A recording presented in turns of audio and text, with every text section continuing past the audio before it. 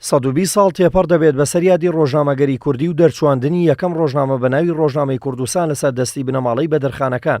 لەو ساتەشەوە تا ئێستا بواری ڕۆژنامەگەری کوردی قۆناغی سەختی تێپەڕاندووە و هەنگاوی باشی بڕیوە. بەتایبەت ئەو مێژووی دەبەسرێتەوە بە حکومڕانی دەسەڵاتدارانی کوردیەوە.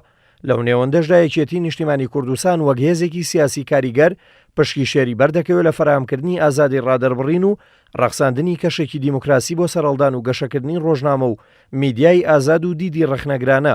لەوبارەیەوە ئەحمەد میرە سەرنووسەری گۆڤاری لەڤین و مامۆستای زانکۆ پێی وایە ئەوەی بەدەستکەوتێکی گەورە بۆ شاری سلێمانی و هێزە حکومڕانەکانی ئەو شارە دەشکێتەوە ئەوەیە سلێمانی بۆ تەلانکەی سەرەڵدانی دیدی جیاواز و ڕۆژنامە و میدیای ئازاد.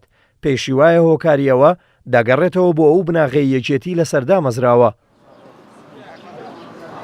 ئەوە بۆ هەم بۆ سلێمانی دەستکەوتێکی گەورەیە، هەم بۆ کەلتوری ئەم شارە دەستکەوتێکی گەورەیە، هەم بۆ هێزە حکومڕانەکانیشی دەستکەوتێکی گەورەیە کە ئەکرێت شانازی پێوە بکەن و ئەکرێت و ئەو بازدەی ئازادی ڕادەربڕینێ تەنها لە سلێمانی قەتیز نەکرێت بگوازێتەوە بۆ شوێنەکانی تری کوردستان. کاتی ئێمە لە سلێمانی شمانەکە ڕێگان نەدا پامنێرێکمان لە هەولێر ئیش بکات و ئەگەر ئیشی بکردا فەلاقە ئەکرا دەرەکرا.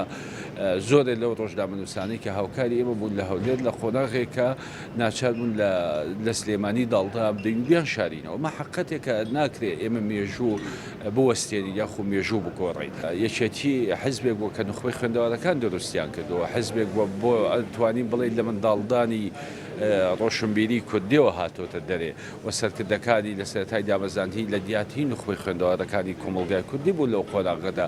ئەوە یەکێکە لەو دەرفەتە باشانەی کە یارمەتی ئەدا لە حکومڕانیشە هەمان ڕێکدانەوەی هەبێتەوە کاریگەریشی هەبێت. و بۆ نمونە چەندین نمونە هەبووە کە لە سەردەمی شاخە مەسەلەن ڕەحمەتی مام جەلال ڕێگری کردووە لەوەی کە مەسەلەن سەرکوتکاری سیاسی بەرهەم بێ و دیاتی نیشانەوە ڕۆمانی سەگوەڕی محەممەد مکریە کە خۆی دواتە پێشەچی بۆ نووسیوە. هیچ حیزبێکی خێڵەکی و هیچ حیزبێک کە بنەمایی هێزێکی عشیرەتگەری حکومڕانی بکە لەگەڵ مەسەلەی ئازادی و ڕۆژنامەگەری نایەتەوە. ئەزیزم لەبەرەوەی پیشەی ڕۆژنامەگەری کارێکی شارستانیە ویان هونەرێکی شارستانیە، هەمیشە عەقڵێکی شارستانی ئەتوانێت ئیدامی پێبدا و گەشەی پێبدا. هاوکات هاونیا سامی مامۆستای بەشی میدیا لە زانکۆی پۆلیتەکنیکی سلێمانی ڕای دەگەێنێت یەکێتی لە مێژوویدا هەمیشە پێشەنگ بۆ لە پێشخستنی بواری چاپەمەنی و ڕاگەیاندنی کوردیدا. هەروەکەمەوە ئەو کەناڵ و ڕۆژنامە و ڕادیۆ ئازادانەی دامەزراون لەو سنوورەدا بووە کە یەکێتی تێیدا باڵادەست بووە.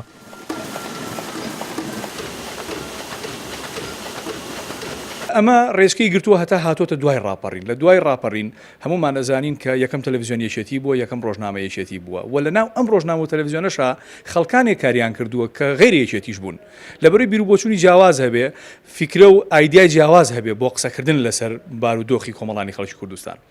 قۆناغەکان گەشەی کرد و یەکێتی ڕەچەشکێن بۆ ئازادیکی زۆری ڕەخسانەوە لە سنوورەکەی خۆی. لە دوای ئەمە دروستبوونی یەکەم ڕۆژنامەی ئەهلیە کە لە سنووری یەکێتیایە کە ڕۆژنامەی هاوڵاتیە. ڕۆژنامەی هاوڵاتی لە سەردەمانێکا زمانەکەی هەمومان ئەزانین چۆن بووە، تەنانەت خەڵکانێک هەبووە کە لە ناو یەکێتی و کادری یەکێتی بوون ڕخنیان لە یەکێتی کرد و تۆ بۆ ڕێئی ئەم ڕۆژنامەیە قسانت پێ بڵێ. لە ئێستاشە کە باوی سۆشیال میدیا و تەلەڤیزیۆنی ئاسمانیە هەمومان ئەزانین کە ئەو تەلەڤیزیۆنانی کە ئازادن و ئەتوانن قسە بکەن بارەگاکانی لە سنووری یەکێتیە و پارێزراویشن. ئەمە بەشێکە لە ئازادی ڕادەربڕین. ئەو ئازادی کە لە مایکی تەلەڤیزیۆنە ئازادەکانەوە ئەوترێت تەلەڤیزیۆنەکان بارەگان لە سلێمانی و لە سنووری سەوزە ئەژنا ناتوانن قسانە بکەن، خۆیان باش دەزانن. زۆر بە دەگمن ئەتوانن لە سنوورەکانی تر ئەم جۆرە پرسیار و ئەم جۆرە بابەتانە بوروژێنن کە ئاماژەیە بۆ ئازادی ڕادەربڕین و ڕاوبۆچوونی هاوڵاتیان. بەڵێ دەستکەوتێکی زۆر گەورەیە و یەکێتی حەقە شانازیکی زۆر گەوری پێوە بکە. لە دوای ساڵی 2000ەوە هەموو ئەو دەستگا و دامەزراوە ئەهلیانەی دروست بوون لەو ناوچانە بوون کە لە ژێر حکومڕانی یەکێتیدا بوون. بە جۆرێک یەکەمین ڕۆژنامەی ئازاد لە شاری سلێمانی دەرچوێنرا، هەروەها یەکەمین گۆڤاری ئەهلی و یەکەم ڕادیۆی ئەهلی و یەکەم کەناڵی ئەهلی ئازاد هەر لە شاری سلێمانی سەریان هەڵدا.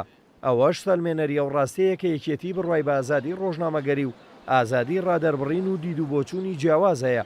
وەک هاونیا سامی مامۆستای زانکۆ ڕایگەیاند ئەگەر یەکێتی نەبووایە ئەوادەیان ساڵی تر ئەو کەشە دیموکراسی ئێستا فەراهم بووە نەداهاتە ئاراوە. دلێر کەمال کورساد نیوز، سلێمانی.